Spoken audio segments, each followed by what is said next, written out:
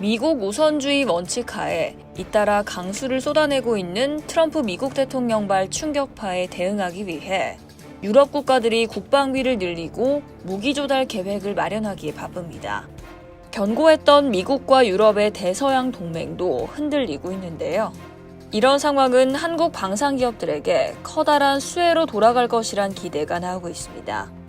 특히 전통적으로 오스트리아, 스웨덴, 네덜란드와 함께 EU의 재정 검소 4개국으로 꼽히는 덴마크가 국방비를 늘리면서 신속한 무기 조달을 강조해 빠른 납기를 자랑하는 K방산이 주목받고 있습니다. 19일 가디언은 덴마크 정부가 국방 예산을 GDP의 3%로 늘리는 방안을 발표했다고 보도했습니다.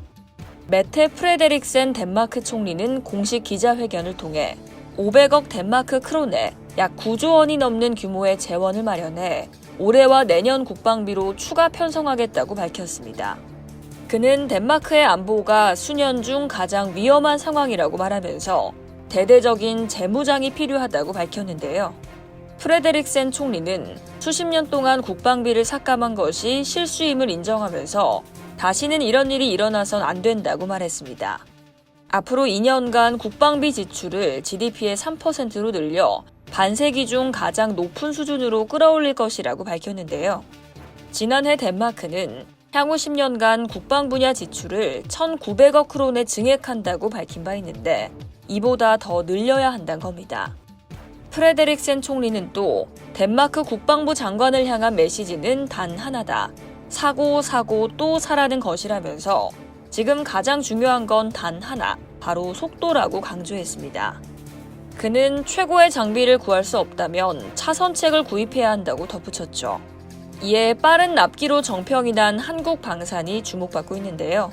국방비를 증액하며 신속한 무장을 계획하고 있는 덴마크에 우리 기업들이 무기를 조달하게 된다면 이를 통해 유럽 수출의 기회가 한층 늘어날 것이란 기대가 나옵니다. 한편 덴마크가 이러한 결정을 내릴 수밖에 없는 이유로는 유럽 안보를 바라보는 트럼프의 태도와 우크라이나와 전쟁을 벌이고 있는 러시아의 위협이 꼽히는데요. 최근 몇 주 동안 덴마크는 트럼프 미국 대통령의 압박을 받아왔죠. 트럼프 대통령은 나토 회원국들에게 방위비 분담금 증액을 요구하는 동시에 덴마크령 그린란드를 통제하기 위해 무력 사용을 배제하지 않겠다며 영토 야욕까지 드러내고 있습니다. 또 덴마크는 푸틴 러시아 대통령이 러시아를 재무장하는 과정에 있다고 보고 있는데요. 트로엘스 룬드 폴센 덴마크 국방부 장관은 나토가 러시아와 같은 속도로 자체 군사력을 증강하지 않는다면 2년 안에 러시아는 나토 국가의 위협이 될 수 있다. 이를 위해선 신속한 정치적 행동이 필요하다고 밝혔습니다. 76년간 이어온 미국과 유럽의 대서양 동맹이 전례 없는 위기를 맞으면서 유럽 국가들은 자국의 방위력을 증강하기 위해 움직이고 있는데요. 적대국처럼 행동하는 트럼프 행정부의 행보에 글로벌 지정학적 질서가 재편되면서 한국 방산기업들에겐 새로운 기회가 될 것으로 보입니다. 이상 월드디펜스였습니다.